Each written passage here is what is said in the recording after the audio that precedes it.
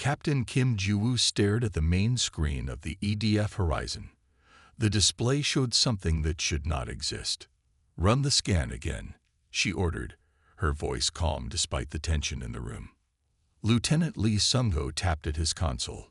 "Captain, I've run it 3 times already. The readings are the same."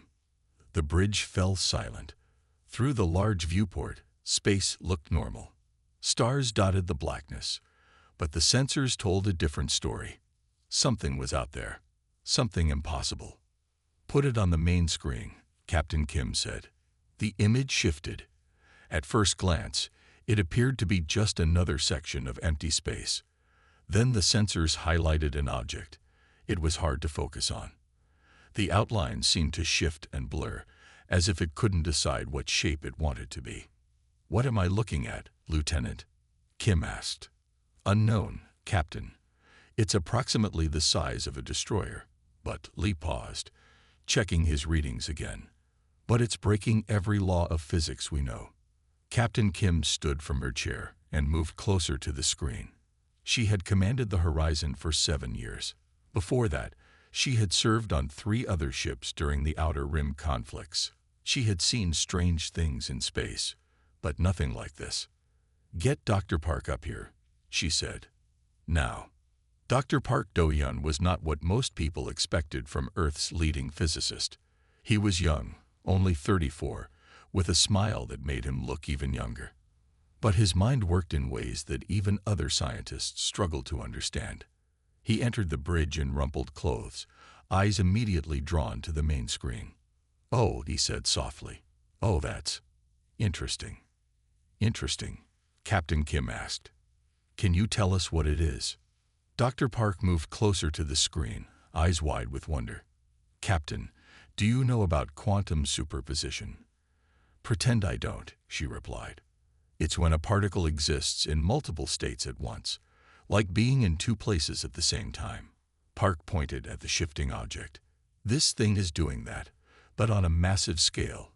It's physically impossible." Lieutenant Lee looked up from his console. "It's moving, Captain. Heading directly toward us." Captain Kim returned to her chair. "Battle stations," she ordered. The lights on the bridge dimmed to red.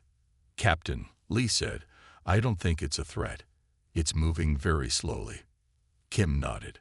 "Maybe. Or maybe it's something we've never encountered before. Better safe than sorry." The aliens Han Min-soo and Bak Jina entered the bridge together. They were representatives from the Galactic Council, assigned to observe human operations in this sector. Han was tall and thin with pale blue skin. Bak had 4 arms and eyes that could see in spectrums humans couldn't imagine. "Captain Kim," Han said, his translator converting his clicks and whistles into smooth Korean. "Our sensors have detected the anomaly. The Council demands information." Captain Kim nodded politely. "We're gathering information now. Dr. Park is analyzing the object." Bake moved to stand beside Dr. Park. "This should not exist," she said simply. "I agree," Park replied. "But it does." The ship's intercom buzzed. "Captain," came the voice of Chief Engineer Choi Ji-young. "You need to see this." In the engine room, Chief Engineer Choi had set up additional sensors. Unlike the standard equipment on the bridge, these were her own design. They measured things most engineers didn't care about. "The object is putting out energy readings unlike anything I've seen," Choi explained. She was small but strong, with hands that could take apart and rebuild an engine blindfolded. "It's like it's leaking energy from somewhere else." "Somewhere else?" Captain Kim asked. "Another dimension, maybe, or another universe." Choi looked up, her eyes bright with excitement. "Captain, this technology is beyond anything we have. Beyond anything the Council races have too." Dr. Park was examining Choi's readings. "She's right. It's like this object is drawing power from somewhere outside our reality." Han made a sound that his translator couldn't interpret. "This is highly irregular. If this is a human weapon test, the Council will." "It's not one of ours," Captain Kim interrupted. "We don't have anything like this." "Then whose is it?" Buck asked. No one had an answer. Hours passed as the strange object continued its slow approach. More scans were run. More theories were discussed. But the truth remained elusive. Captain Kim called a meeting in the main conference room. Dr. Park and Chief Engineer Choi presented their findings. The news wasn't good. The object defies all known laws of physics, Dr. Park explained. It exists partially out of phase with normal spacetime. Our sensors can't properly analyze it because it's not fully here. What do you mean, not fully here? Lieutenant Lee asked. It exists in multiple states simultaneously, Park replied. Like it's in our universe and others at the same time. Chief Engineer Choi added, and the gravitational readings are completely backward. It should be attracting matter, but it's doing the opposite. Captain Kim leaned forward. Is it a threat? Dr. Park and Choi exchanged glances. We don't know, Park admitted. But anything this advanced, this strange, it could be dangerous simply because we don't understand it. The room fell silent as everyone absorbed this. There's more, Choi said quietly. Based on some of the radiation patterns we've detected, I think it might be a ship. A ship. Han looked alarmed. Who would build such a thing? That's the really strange part, Choi continued. The radiation signature contains elements that seem familiar. Elements we use in our own engines, but modified in ways I can't explain. Dr. Park nodded slowly.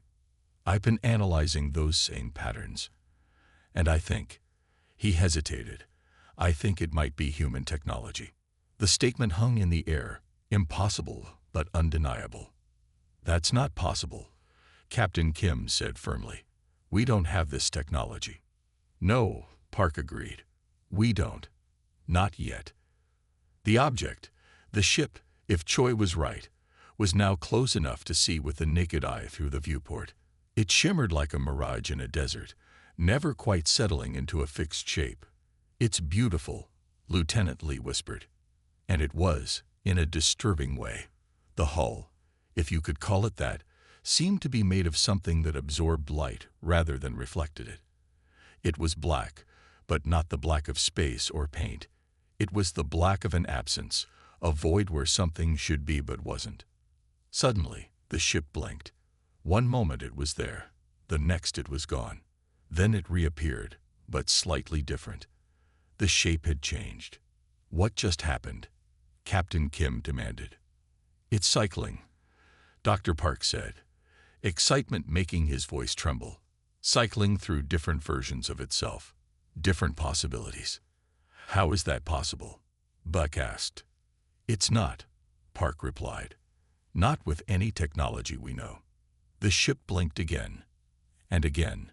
Each time, it returned looking slightly different, as if it was trying on different forms, searching for the right one. Captain, Lieutenant Lee called from his station. It stopped moving. The strange ship now hung in space, just a few kilometers from the horizon. It had settled into a shape that was almost recognizable, a long, sleek design that resembled a predatory fish. But parts of it still shifted and changed, refusing to obey the normal rules of matter. It's scanning us, Lee reported. Shields up, Captain Kim ordered automatically. Captain, Lee said, the scans are going right through our shields.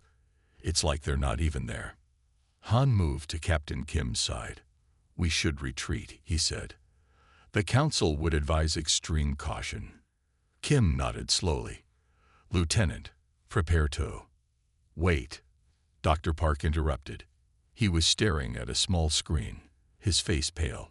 Captain, I've been analyzing the trace radiation from the ship's engines. Based on the decay patterns and isotope ratios, I can estimate when those engine elements were created.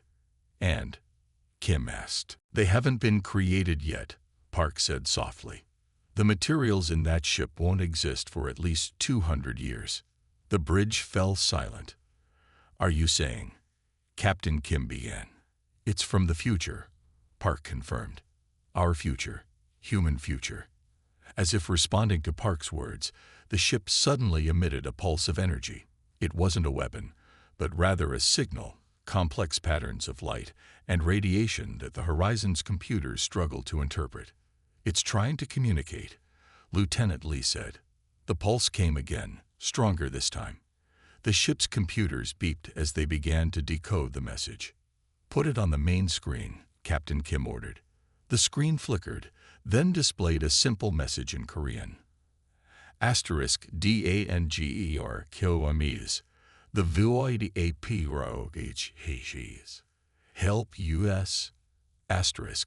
Captain Kim stared at the words, a chill running down her spine, despite the bridge's warm temperature. "I think," she said slowly, "we should answer." The method to dock with the impossible ship took hours to figure out. It kept shifting in and out of reality, making a standard approach impossible. Finally, Chief Engineer Choi suggested using the Horizon's shuttle, modified to emit a specific frequency that seemed to stabilize the strange vessel.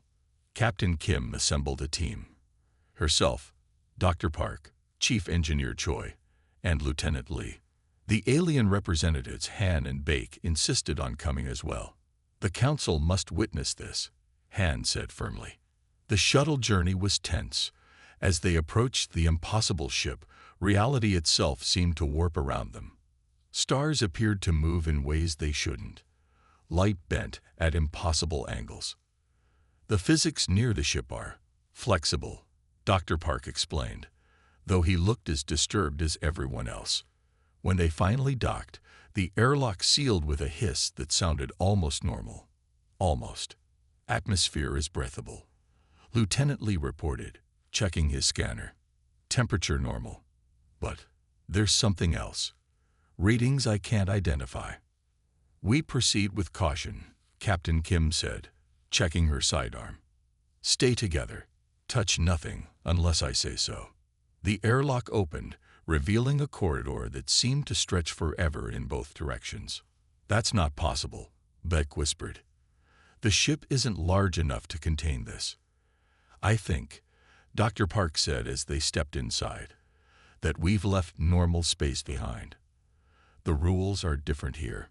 The interior of the ship was like nothing they had ever seen. Corridors bent at angles that hurt the eyes. Rooms were larger inside than they appeared from outside. Gravity shifted unpredictably, sometimes pulling sideways or not at all. Strange technology lined the walls. Devices that seemed to phase in and out of existence, controls that responded to thought rather than touch. "This is beyond anything the Council has," Han admitted, his usual superiority replaced by awe. They found the bridge, or what they assumed was the bridge. After walking for what felt like hours through the impossible geometry of the ship, in the center stood a single stasis pod, frost covering its transparent surface. Inside was a human figure, eyes closed in suspended animation. "There's someone alive," Lieutenant Lee said, moving closer to the pod. Dr. Park examined the controls. "This is a stasis chamber, but the technology is. I can't even begin to understand it." "Can you open it?" Captain Kim asked. Park hesitated. "I think so. But Captain, whoever this is, they're from a future we can't imagine. A future where ships like this are possible." Captain Kim looked at the face behind the frosted glass. A human face, one of their own, from a time yet to come. "Open it," she ordered. The stasis pod hissed as the frost melted away. The figure inside, a man in a uniform they didn't recognize, took a deep breath as his eyes fluttered open.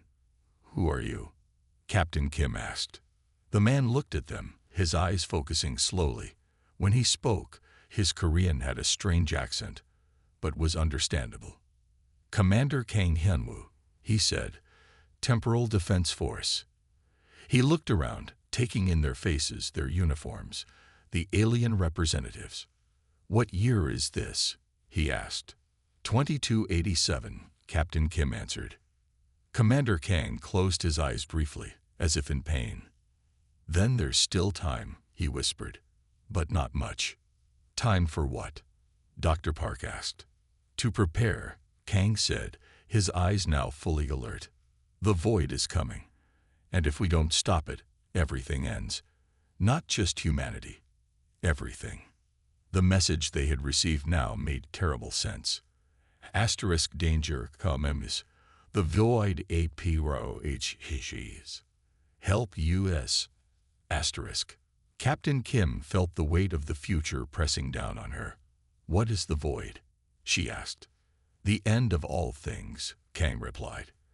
And this ship is the only weapon we have against it. Outside the impossible ship, the stars continued to shine, unaware that their light might soon be extinguished forever. Commander Kang Hyunwoo sat in the medical bay of the EDF Horizon. Doctors checked his body while Captain Kim Ji-woo watched. Dr. Park Do-yeon studied readings on a screen nearby. His DNA is human, the chief medical officer said. But there are differences, small changes I've never seen before. Kang smiled slightly. 200 years of evolution and genetic engineering will do that. Captain Kim stepped forward. You claim to be from our future. From the year 2487, Kang said, though time became complicated. Near the end. The end. The word hung in the air like a dark cloud. You mentioned something called the void, Captain Kim said.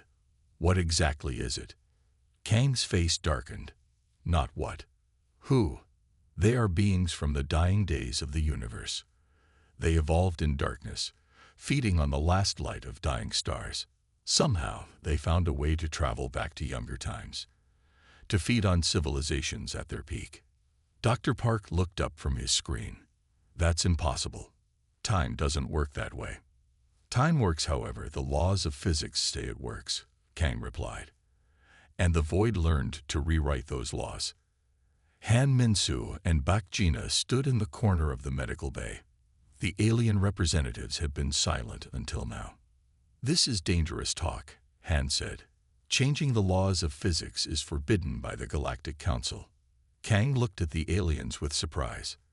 The Galactic Council. I forgot how early this is.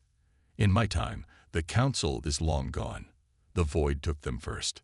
Admiral Yang Junho's face filled the screen in Captain Kim's office. He looked displeased. You're telling me you have a man from the future on your ship? The Admiral asked. Yes, sir, Captain Kim replied. And a ship that defies all known physics. This sounds like nonsense, Captain. I understand, sir, but I've seen the ship myself. It's real. And our tests confirm Commander Kang has genetic markers that don't exist in any known human population. Admiral Yang sighed. The Galactic Council is demanding we turn over the ship and this future man for study. With respect, Admiral, I don't think that's wise. Kang says the ship, the temporal blade, is a weapon. Our only defense against something coming to destroy us all. A convenient story, Admiral Yang said. Keep him contained. I'm sending a science team. And Counselor Yumina is on her way as well. The screen went dark. Captain Kim leaned back in her chair. Politics. Even with the future of humanity at stake, there would be politics. Chief Engineer Choi Ji-young led Commander Kang back to the temporal blade.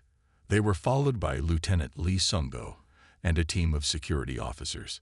Your ship breaks every law of physics we know, Choi said with barely contained excitement. Kang nodded. It was designed to. The void exists outside normal physics. To fight them, we needed something that could do the same. They reached the airlock where the horizon connected to the strange ship. Kang placed his hand on a panel that seemed to appear just as he reached for it. The ship responds to me, he explained. It's part of me, in a way. The door opened, revealing the impossible corridors beyond. How does it work? Choi asked as they walked through spaces that shouldn't exist. We call it probability physics, Kang said. The ship exists in multiple quantum states at once. It draws energy from parallel timelines where different choices were made. That's, Lieutenant Lee began. Impossible. Kang finished with a small smile. That's what they said when we built it. But when the void came, impossible became necessary. They reached what seemed to be the main control room. Unlike normal ship bridges with chairs and stations, this one had a single platform in the center. Above it floated shapes that constantly changed. Cubes becoming spheres, becoming pyramids, becoming things with no name. "This is how you control it?" Choi asked. Kang stepped onto the platform. "Yes." Through thought. As he spoke, the floating shapes organized themselves into a pattern. A holographic display appeared, showing the space around them. "I can make you see what the ship sees," Kang said. "Normal space, probability space, time-shifted space." The display changed, showing the same view but different. Stars had halos of light around them, showing past and future positions simultaneously. Energy fields became visible, connecting everything in webs of light. "Beautiful," Choi whispered. "Dangerous," Kang corrected. "The more we bend reality, the more attention we draw from the void." On the horizon, Dr. Park was studying data from the temporal blade. His office was filled with screens showing equations that would give most scientists headaches. Counselor Yumina entered without knocking. She was Earth's representative to the Galactic Council, a tall woman with a permanent frown. "Dr. Park," she said, "I need to understand what we're dealing with." Park looked up. "So do I, Counselor. This technology is beyond anything we can comprehend." "Try," she said, sitting down across from him. Park sighed. "Imagine reality as a book. Each page is a possibility, a different way things could happen. We live on one page. The temporal blade somehow exists on multiple pages at once, drawing power from all of them. And these void creatures, if Kang is right, they're like bookworms. They eat the pages, consume entire realities." Counselor Yu's frown deepened. "The Council is concerned. Han and Baek have already sent reports calling for the ship's destruction." "That would be a mistake," Park said firmly. "If Kang is telling the truth, we need that ship. And if he's lying?" Park had no answer for that. The Council ship arrived 8 hours later. It was massive, 3 times the size of the horizon. Its design was sleek and predatory, all sharp angles and weapon ports. On the horizon's bridge, Captain Kim watched it approach. "They're hailing us," Lieutenant Lee reported. "Put them through," Kim ordered. The screen showed an alien face. Counselor Song Tayo was not human. His species had evolved on a water world, and his wide eyes and gill-like slits along his neck showed it. "Captain Kim," Song said, his translator making his voice sound metallic. "The Council demands you surrender the reality-breaking vessel and its occupant immediately." Captain Kim kept her face neutral. "The vessel and Commander Kang are under Earth Defense Force protection, Counselor. We're still studying." "Study is not your concern," Song interrupted. "This technology threatens the very fabric of reality. It cannot be allowed to exist." "With respect, Counselor, that decision is not yours alone to make." Song's eyes narrowed. "Do not test the Council's patience, Captain. We have authorized the use of force if necessary." The screen went dark. "They've locked weapons on us," Lieutenant Lee reported, his voice tense. Captain Kim stood. "Shield up. Alert Commander Kang and Chief Engineer Choi on the temporal blade." "Captain," Lieutenant Lee said suddenly. "They're firing." A bright beam of energy shot from the Council ship toward the horizon. But before it could hit, something strange happened. The beam bent. It curved away from the horizon and dissipated into space. "What just happened?" Captain Kim demanded. On a side screen, Chief Engineer Choi's face appeared. Behind her, the impossible corridors of the temporal blade shifted and changed. "The ship protected us," Choi said, her eyes wide with wonder. "Kang says it's automatic. The temporal blade exists in a state that makes conventional attacks impossible." "The Council ship is hailing again," Lieutenant Lee reported. This time, Counselor Song's face showed fear. "What have you done?" he demanded. "We did nothing," Captain Kim replied truthfully. "The ship defended itself." "This proves our point," Song said. "This technology cannot be controlled. It must be destroyed before." Alarms blared on both ships. Something was happening at the edge of the system, a distortion in space, growing larger by the second. "What is that?" Captain Kim asked. On the temporal blade, Commander Kang looked at the same readings. His face went pale. "They're here," he whispered. "The void. They've found us." The distortion grew, a patch of space where stars simply vanished. Not exploded, not dimmed. They ceased to exist, as if erased from reality itself. "It's too early," Kang said, panic in his voice.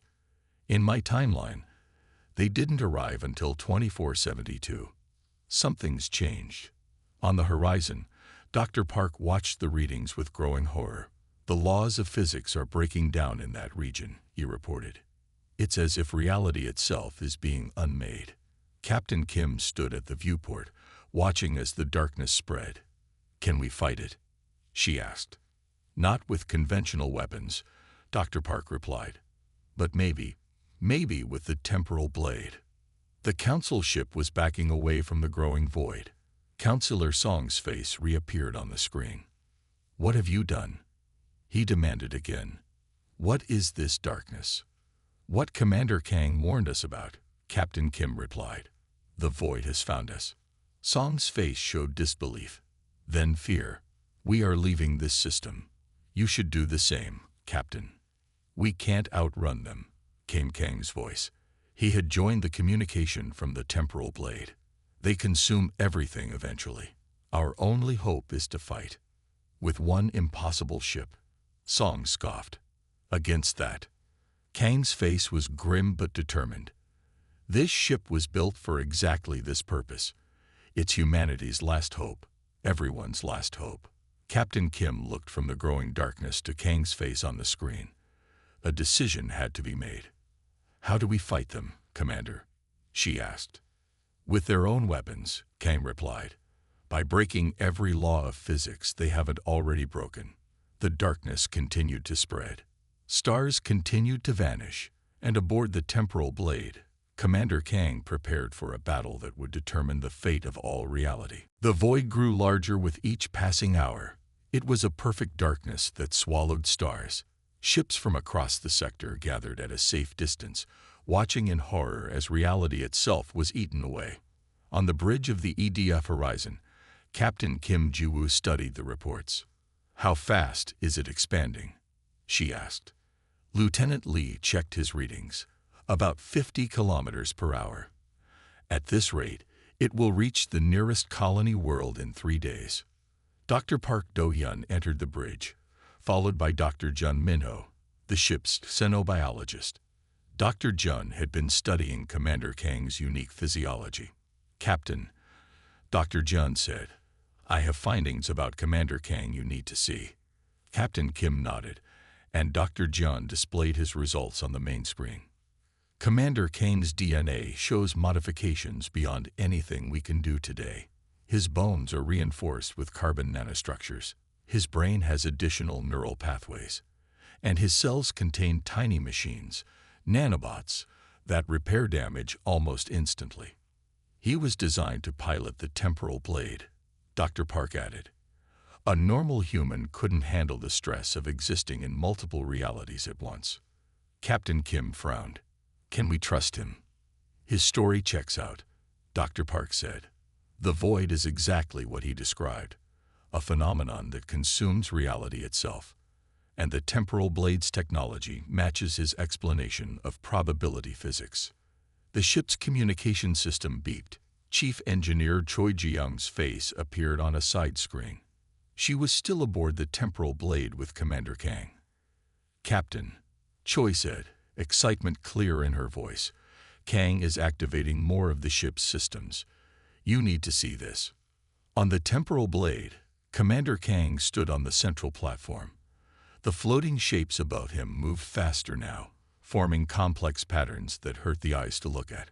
Captain Kim, Dr. Park, and Lieutenant Lee had joined Chief Engineer Choi on the impossible ship. They watched as Kang communicated with the vessel using only his thoughts. "The ship is fully awake now," Kang explained. "It recognizes the threat." "Can it stop the void?" Captain Kim asked. Not stop, Kang said, but fight. In my timeline, we built hundreds of these ships. We lost most of them in the first battles. A holographic display appeared, showing the void in ways their normal sensors couldn't. Instead of just darkness, they saw movement, shapes that shifted and flowed within the blackness. Those are void entities, Kang said, not alive as we understand life.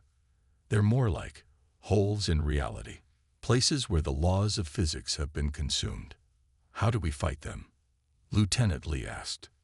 By creating our own holes, Kang replied. Places where we control the laws of physics.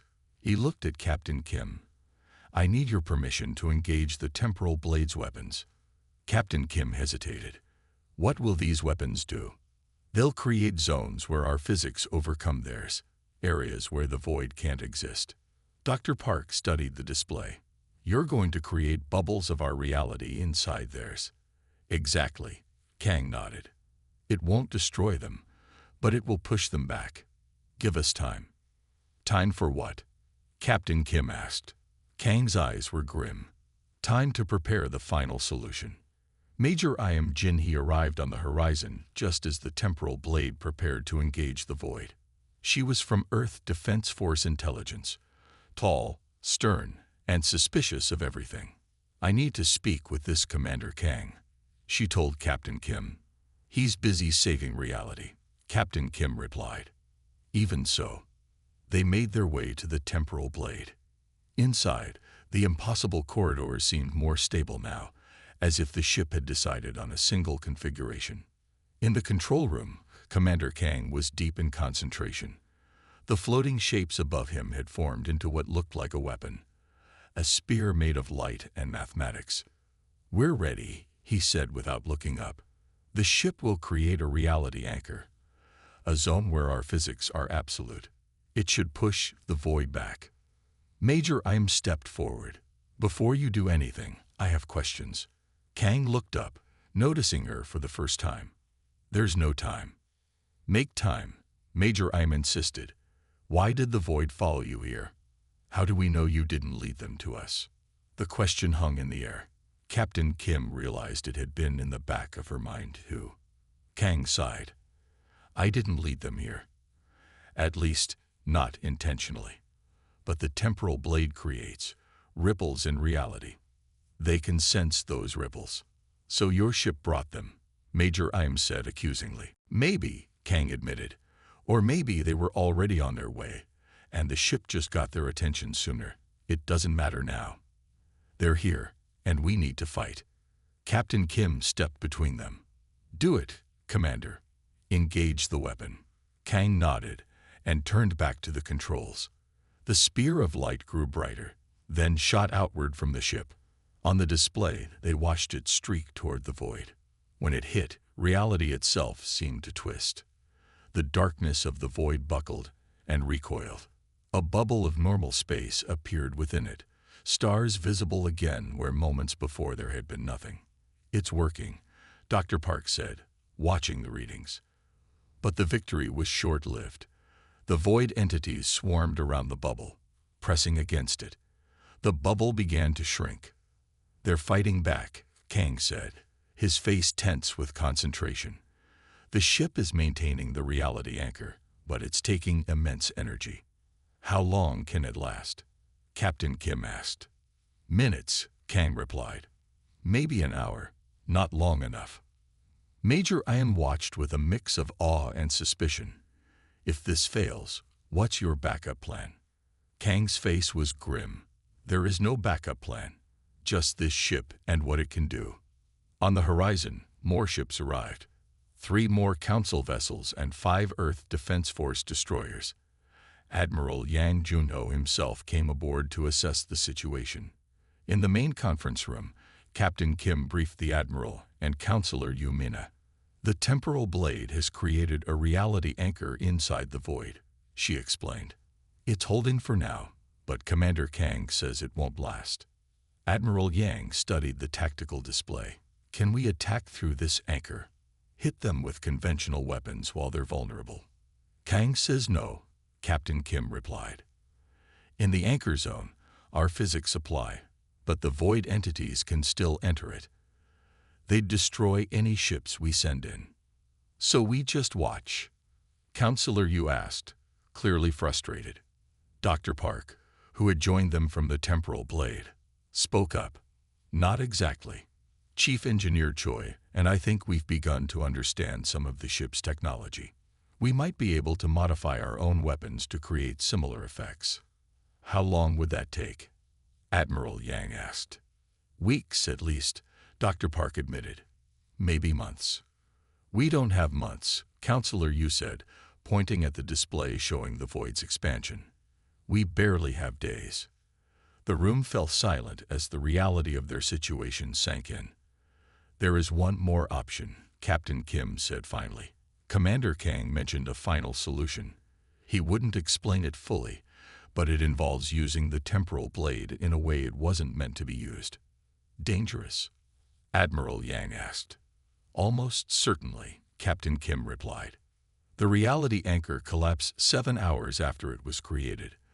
The void surged forward, consuming the space the anchor had briefly reclaimed, on the temporal blade. Commander Kang slumped on the platform, exhausted. Chief Engineer Choi helped him to his feet. You need rest, she said. No time, Kang replied, his voice weak. They'll move faster now. They know we can hurt them. Captain Kim, Admiral Yang, and Counselor Yu entered the control room. The anchor failed, Admiral Yang said. It wasn't a question. As expected, Kang nodded. It was always a temporary measure. You mentioned a final solution, Captain Kim said. It's time to explain it. Kang looked at each of them. The temporal blade was designed to create a probability lock. It can freeze a chosen timeline into permanence, making it impossible for the void to unravel it. You can lock reality itself. Counselor Yu asked, disbelief clear in her voice. Yes, Kang said, but the process requires sacrifice. What kind of sacrifice? Admiral Yang asked. A human consciousness, Kang replied quietly. Someone to guide the lock, to choose which reality becomes permanent. The room fell silent. You always knew this, Captain Kim said, understanding dawning on her face. This was your mission from the beginning. Kang nodded. In my timeline, we lost. The void consumed everything. This ship, and me, were sent back as a last resort, to find the void earlier in time, when they were weaker, and lock them away. You're planning to sacrifice yourself, Chief Engineer Choi said. Yes, Kang replied simply. Admiral Yang stepped forward. We need time to consider other options. There are no other options, Kang said. And we're out of time. On the display, the void was expanding faster now. Its edge had reached the orbit of the outermost planet in the system. How long to prepare the lock? Captain Kim asked. A few hours, Kang replied. The ship needs to calculate the exact parameters of the timeline to preserve. Admiral Yang looked troubled but nodded. Do it, but I want every piece of data recorded. If this works, we need to understand how. It won't be that simple, Kang warned. The lock will change things. History itself might be altered. Changed how? Counselor Yu demanded. I don't know, Kang admitted. That's the problem with changing reality. You can never predict all the effects. As they spoke, the ship hummed with new energy. The floating shapes above the platform rearranged themselves into a complex pattern, a three-dimensional mandala of light and darkness. It's beginning, Kang said. The ship is preparing for the lock. Outside, the void seemed to sense what was happening. Its expansion accelerated. Tendrils of darkness reached toward the temporal blade like hungry fingers. They know, Kang whispered. They know what we're planning. Captain Kim looked at him, then at the approaching darkness. The fate of not just humanity, but all reality, hung in the balance. How can we help? She asked. Get your people to safety, Kang replied. When the lock engages, I don't know what will happen to anything near the ship. The void drew closer. The temporal blade hummed louder, and Commander Kang prepared to make the ultimate sacrifice to save a universe he wasn't even born in yet. The Horizon and all other ships moved to a safe distance from the temporal blade. Only 4 people remained aboard the impossible ship: Commander Kang Hyunwoo, Captain Kim Joo-woo, Dr. Park Do-yeon, and Chief Engineer Choi Ji-young. "You should leave too," Kang told them as the ship hummed with power. "We're staying," Captain Kim said firmly. "Someone needs to record what happens." The truth was, none of them wanted Kang to face the end alone. Even though they had known him for less than 2 days, they felt connected to this man from a future that might never exist now. "The lock sequence is almost ready," Kang said. "The ship has calculated the optimal timeline to preserve." On the main display, the void had stopped expanding. Instead, it seemed to be gathering itself, like a predator preparing to pounce. "They know what we're doing," Kang explained. "They're concentrating their power to stop us." Dr. Park studied the readings. "The energy levels are beyond anything I've ever seen, both from the void and from this ship." "The final battle of 2 impossible forces," Kang said with a grim smile. "Just like in my timeline. But this time, we have a chance to win." The floating shapes above the control platform had formed into a complex pattern that seemed to reach into infinity. Looking at it for too long made their eyes hurt. "What happens when the lock engages?" Chief Engineer Choi asked. "Reality itself will be frozen," Kang explained. "The timeline we're in will become fixed and unchangeable. The void won't be able to unravel it anymore." "And you?" Captain Kim asked quietly. Kang's face was calm, accepting. "My consciousness will be used to guide the lock, to choose which reality becomes permanent." "You'll die," Choi said, her voice breaking slightly. "Not exactly," Kang replied. "Part of me will always exist, woven into the fabric of the locked reality. But yes, the person you're talking to now will be gone." Captain Kim stepped forward. "There must be another way." I cooled. "No," Kang interrupted. "The ship was built for me. My mind was designed to interface with it. No one else could survive the process." A new alarm sounded. On the display, the void surged forward, tendrils of darkness reaching toward the temporal blade. "They're attacking," Dr. Park announced. Kang moved to the central platform. "It's time. The lock sequence is ready." Outside the ship, the void's attack hit like a wall of darkness. The temporal blade shuddered. Inside, gravity flickered. For a moment, Captain Kim and the others found themselves floating, then crashing back to the floor. "The ship's defenses are holding," Kang said, "but not for long." The floating shapes above him spun faster, merging into a sphere of light. Kang stepped fully onto the platform, and the sphere descended, surrounding him. "Wait," Captain Kim said. "Before you do this, in your timeline, what happened to Earth? To humanity?" Kang looked at her through the glowing sphere. "We fought. For decades, we lost cities, continents, eventually the whole planet. But humans survived. We spread to the stars. We never gave up." His voice grew stronger. "That's what the void never understood about us. Humans don't accept defeat. We defy it." The ship shuddered again as another attack hit. "You need to start the sequence," Dr. Park urged. "One more thing," Kang said. "When this is over, if it works, there will be changes. Small things at first. Stars in slightly different positions. Historical events with subtle differences. Don't be afraid of them." "Will we remember?" Chief Engineer Choi asked. "Will we remember you and what happened here?" "I don't know," Kang admitted, "but I hope so." With that, he closed his eyes. The sphere of light around him grew brighter until they couldn't look directly at it. "It's starting," Dr. Park said, checking a device he held. "The probability lock is engaging." Outside, the void seemed to sense the danger. Its attack intensified. The ship shook violently. Panels exploded in showers of sparks. "We need to get to the shuttle," Captain Kim ordered. "The ship won't hold much longer." "We can't leave him," Choi protested. "We have to," Kim replied. "He's doing this to save us, to save everyone. We need to make sure his sacrifice isn't forgotten." They ran through the shifting corridors of the impossible ship as reality itself seemed to warp around them. The path to the airlock kept changing, corridors stretching or shrinking. "The lock is affecting the ship's geometry," Dr. Park shouted as they ran. "The laws of physics are becoming fluid." They finally reached the shuttle just as another attack hit. The airlock barely sealed before the corridor behind them changed shape entirely. Lieutenant Lee's voice came over the comm system.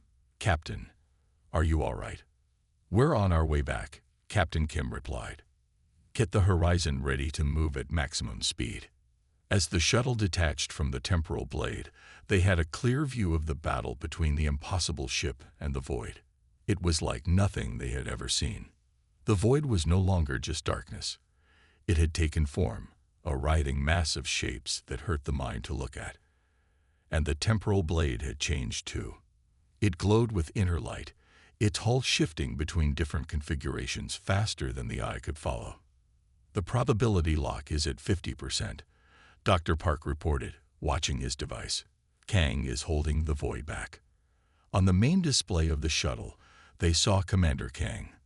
The sphere of light had become part of him now. His body glowed from within, his eyes shining like stars. "He's becoming the lock," Choi whispered. The shuttle docked with the horizon, and they rushed to the bridge. Admiral Yang was there, along with the alien representatives and other officers. "What's happening?" the Admiral demanded. "Commander Kang has engaged the probability lock," Captain Kim reported. "He's fighting the void directly." On the main screen, the battle continued. The temporal blade was now a being of pure light, shaped vaguely like a human. The void had become a storm of darkness surrounding it. "All ships, maintain distance," Admiral Yang ordered over the fleet-wide comm. "Whatever's happening, we don't want to get caught in it." "The lock is at 75%, Dr. Park announced, still monitoring his device. "It's working." The void's attack grew more desperate. Tendrils of darkness lashed at the beam of light. For a moment, the light dimmed. "He's struggling," Choi said, her hands clenched tightly. "Probability lock at 85%, Dr. Park continued. "Almost there." Captain Kim watched the screen, her face tense. "Come on, Kang. Finish it." As if hearing her words, the beam of light grew brighter. It spread its arms, and waves of energy pulsed outward. The void seemed to shrink back. 90%, Dr. Park said. 95. The being of light that had been Commander Kang grew to an impossible size. It reached out and folded reality itself. Like hands closing a book, it brought the edges of space-time together. 100%, Dr. Park whispered. "The lock is complete." There was a moment of perfect stillness. Then a flash of light so bright it overloaded all sensors. When the screens cleared, both the void and the temporal blade were gone. Where they had been was just empty space, stars shining normally. "Did it work?" Admiral Yang asked. Dr. Park checked his readings. "The void signature is gone. Completely. And there's no trace of the temporal blade either." "Kang?" Choi asked quietly. Captain Kim put a hand on her shoulder. "He did it. He saved us all." The bridge was silent as they contemplated what had happened. A man from a future that might never exist had sacrificed himself to save the present. "Captain," Lieutenant Lee called out suddenly. "Something's happening to the stars." On the main screen, they saw it. Subtle shifts in the positions of distant stars. Nothing dramatic, but noticeable to their instruments. "The probability lock," Dr. Park explained. "Reality is settling into its new fixed state. The changes Kang warned us about are starting." "Will they affect us?" Admiral Yang asked. "I don't think so," Dr. Park replied. "Not directly. But history itself might change in small ways." Captain Kim looked out at the stars. "Make sure all of this is recorded. Every detail. Commander Kang deserves to be remembered." 6 months later, Captain Kim stood in a new facility on Earth. It was called the Temporal Defense Institute, built to study the data from their encounter with the Void and the Temporal Blade. Dr. Park and Chief Engineer Choi led a team of scientists there. They had made progress in understanding small pieces of the probability physics that Kang had brought from the future. "We've confirmed the changes to the timeline," Dr. Park reported. "Small things, mostly. Star positions, minor historical events that happened slightly differently than our records show." "And the Void?" Captain Kim asked. "No sign of them," Choi replied. "The probability lock seems to have worked perfectly." They walked to a window overlooking the construction bay. Below, engineers worked on a new ship. It wasn't as advanced as the Temporal Blade, but it incorporated some of the principles they had learned. "We're calling it the Kang," Choi said with a small smile. "It seems fitting." Captain Kim nodded. He would be proud. That night, Captain Kim stood on the roof of the Institute, looking up at the stars. They seemed the same as they always had, though she knew some were in slightly different positions now. Somewhere out there, in some form, Commander Kang still existed, woven into the fabric of reality itself. A human who had defied the laws of physics to save everything that existed. She raised a glass to the stars. "To defiance," she said softly. "The most human quality of all." Above her, a shooting star streaked across the sky. For just a moment, it seemed to bend in a way that shooting stars shouldn't be able to. A reminder that even in a locked reality, some rules were meant to be broken. The universe was safe. Humanity would continue. And somewhere in the distant future, they might once again build ships that defied the laws of physics. Not because they could, but because sometimes they had to.